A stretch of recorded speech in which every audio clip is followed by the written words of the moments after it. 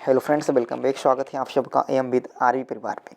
आज इस वीडियो में हम बात करने वाले हैं क्रिया टॉपिक से संबंधित उन महत्वपूर्ण प्रश्नों को जो आने वाले UP triple C video exam के लिए बेहद यूजफुल हो सकते हैं। तो क्रिया से संबंधित जितने भी प्रश्न यूपी ट्रिपल सी में पूछे गए थे उन सभी प्रश्नों का संकलन आज इस वीडियो में हम आपके सामने प्रस्तुत करने वाले हैं। तो आइए शुरू करते हैं आज की वीडियो को। आज का पहला प्रश्न है, पहला प्रश्न क्या कह रहा है मेरे दोस्त? पहला प्रश्न है कि निम्नलिखित प्रश्न में वाक्य की संरचना के आधार पर उनके भेद बताइए। रवि दीवार रंगने लगा, रवि दीवार रंगने लगा में कौन सी क्रिया है? तो जहाँ देखो दीवार रंगने लगा, रंगना और लगना यहाँ पर दो क्रिया एक साथ आई हैं, अतः यहाँ पर कौन सी हो जाएगी? संयुक्त क्रिया हो जाएगी। क्या संयुक्त क्रिया? ऑप्शन ए हमारा क्या हो जाएगा? एकदम करेक्ट हो जाएगा। क्लियर है? देखो यूपी ट्रिपल सी 2015 में यह प्रश्न आपसे पूछा गया था। क्लियर है? चलो आगे चलेंगे अगले प्रश्न पे। प्रश्न नंबर सी का प्रश्न नंबर 2 क्या कह रहा है? जब एक ही क्रिया को दो रूपों में लिखा जाए, जब एक ही क्रिया को हम दो रूपों में लिखा जाए उसे क्या कहते हैं? तो उसे कहा जाता है सजातीय क्रिया। क्या कहा जाता है? सजातीय क्रिया, यानी ऑप्शन बी हमारा बिल्कुल करेक्ट हो जाएगा। अगले प्रश्न पे चलेंगे। अगला प्रश्न क्या कहा गया है?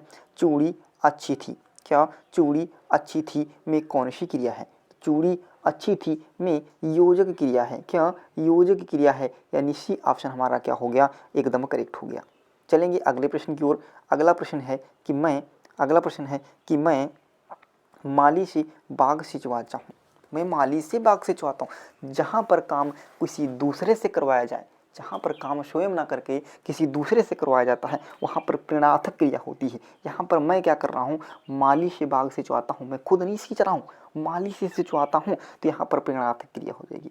क्या प्रेरणार्थक क्रिया हो जाएगी? और प्रेरणार्थक क्रिया दो प्रकार की होती है। आपसे पूछा जाए कि प्रेरणार्थक क्रिया कितने प्रकार की होंगी, तो वह दो प्रकार की होती है। क्लियर है मेरे दोस्त? चलो आगे चलेंगे अगले प्रश्न पे। अगला प्रश्न क्या कहा गया है? सठियाना। सठियाना शब्द है, जहाँ पर आना वाना शब्द आते हैं वहाँ पर कौन नाम धातु क्रिया होती है? कौन सी? नाम धातु क्रिया, यानी ऑप्शन ए हमारा सही हो जाएगा। अंत में क्या आएगा? आना वाना, ये सब क्या हो जाएंगे? नाम धातु। जैसे सठियाना, आना आ गया तो क्या हो जाएगा? नाम धातु क्रिया हो जाएगी। ऑप्शन ए सही हो जाएगा। चलेंगे अगले प्रश्न की ओर।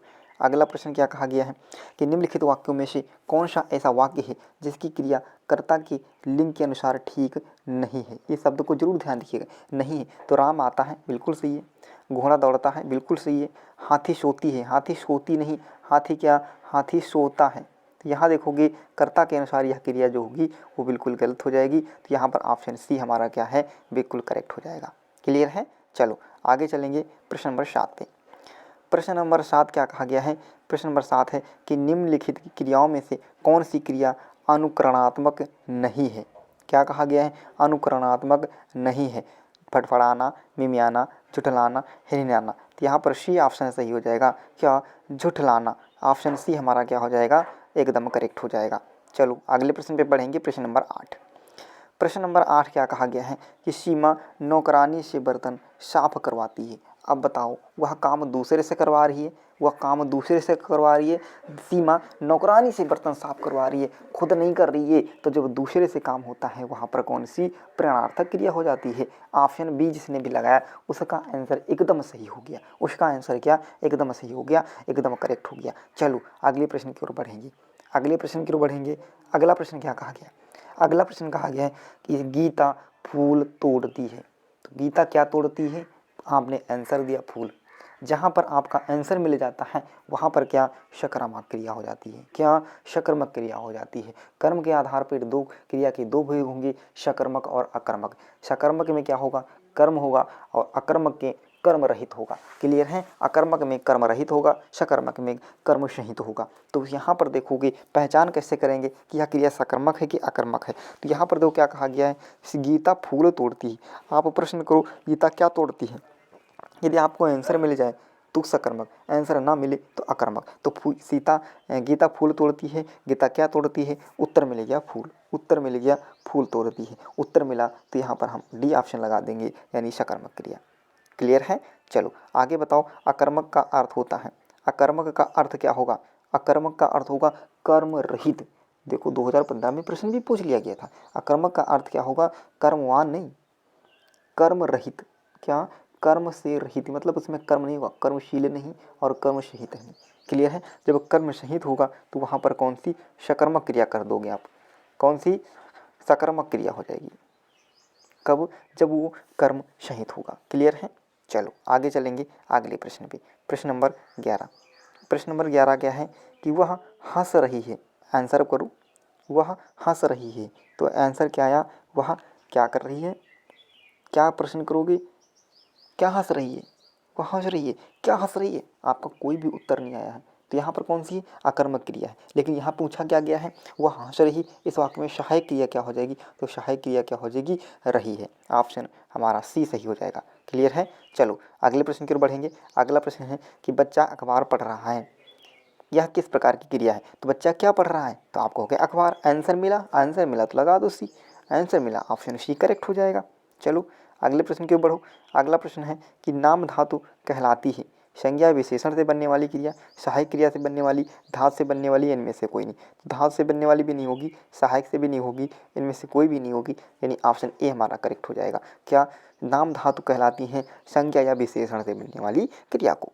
चलेंगे अगले प्रश्न की ओर। अगला प्रश्न क्या कहा गया है? प्रश्न नंबर 14। प्रश्न नंबर 14 में क्या होगा? निम्नलिखित वाक्यों में सकर्मक क्रिया नहीं है। इस शब्द का आप ध्यान नहीं दोगे तो आपका प्रश्न गलत हो जाएगा। निम्नलिखित वाक्यों में सकर्मक क्रिया नहीं है, तो कौन सी नहीं होगी? तो देखो किसमें कर्म? राम फल खाता है। राम क्या खाता है? फल। आपका आंसर होगा कि सकर्मक क्रिया है। आपका आंसर मिल गया। सीता गीत गाती है। सीता क्या गाती है? तो आपका आंसर मिला गीत गाती है, यानी सकर्मक क्रिया है। डाकिया चिट्ठी लाया है। डाकिया क्या लाया है? तो आपको हो गया चिट्ठी। आंसर मिल गया। राधा सोती है। क्या सोती है? आंसर नहीं दे पाए, रुक गए। तो जहाँ पर रुक गए वहाँ पर आप क्या डी ऑप्शन लगा देंगे और हमारा आंसर करेक्ट हो जाएगा। क्या हो जाएगा? आंसर हमारा करेक्ट हो जाएगा। चलेंगे अगले प्रश्न की ओर। अगला प्रश्न है बालक इस पुस्तकालय में पढ़ रहा है। इस पुस्तकालय में पढ़ रहा है, वाक्य में क्या होगी? तो वाक्य में सकर्मक क्रिया होगी। क्या?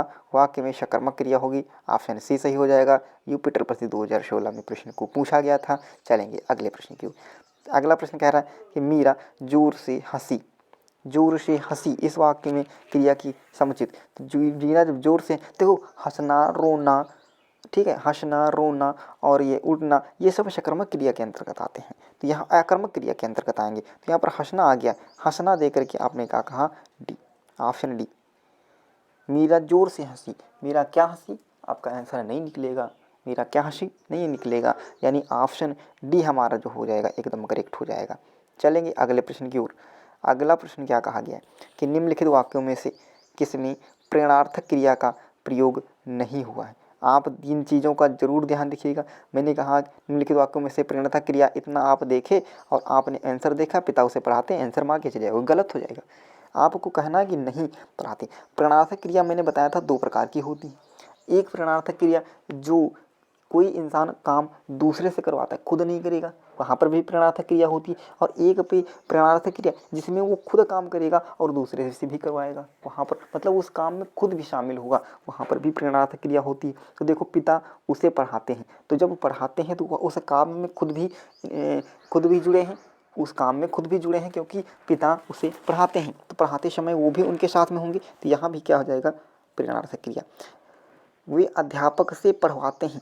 अब देखो यहाँ पर वे, ये जो है अध्यापक से पढ़वाते हैं, खुद काम नहीं कर रहे हैं, यानी दूसरे से करवाते हैं, तो प्रेरणार्थक क्रिया हो जाएगी। अध्यापक परिश्रम कराते हैं, तो दूसरे से करा रहे हैं। तो यहाँ पर देखो रवि खेल कर सो गया।